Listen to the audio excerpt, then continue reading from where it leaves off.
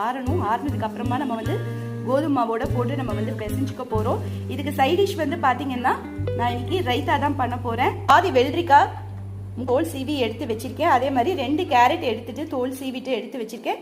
இது எல்லாத்தையும் நம்ம வந்து இப்போ துருவிக்கலாம். நான் வந்து 1 கப் அளவுக்கு தயிர் எடுத்திருக்கேன். இந்த தயிரை ஃபர்ஸ்ட் இதில் சேர்த்துருவோம்.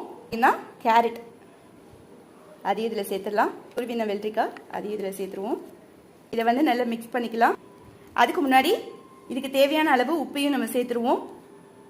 இப்போ நான் வந்து தயிர் போட்டுட்டு நல்லா நம்ம வந்து மிக்ஸ் பண்ணி விட்டாச்சு. வெள்ளரிக்காய் கேரட் ரைத்தா ரெடி ஆயிடுச்சு. நம்ம இந்த பரோட்டாக்கு தொட்டுக்கு சாப்பிட்றதுக்கு அவ்வளோ சூப்பராக இருக்கும். நான் அகலமான பாத்திரத்தில் 1 கப் அளவுக்கு கோதுமை மாவு எடுத்திருக்கேன். இன்னொரு கப்பு மாவையும் சேர்த்துக்கிறேன். மொத்தமாக நான் வந்து 2 கப் அளவுக்கு மாவு சேர்த்துருக்கேன். உருளைக்கிழங்கு மசாலாவையும் சேர்த்துடலாம். இதுக்கு அடுத்ததாக நம்ம எடுத்து வச்சிருக்கிற அரைச்ச ராஜ்மா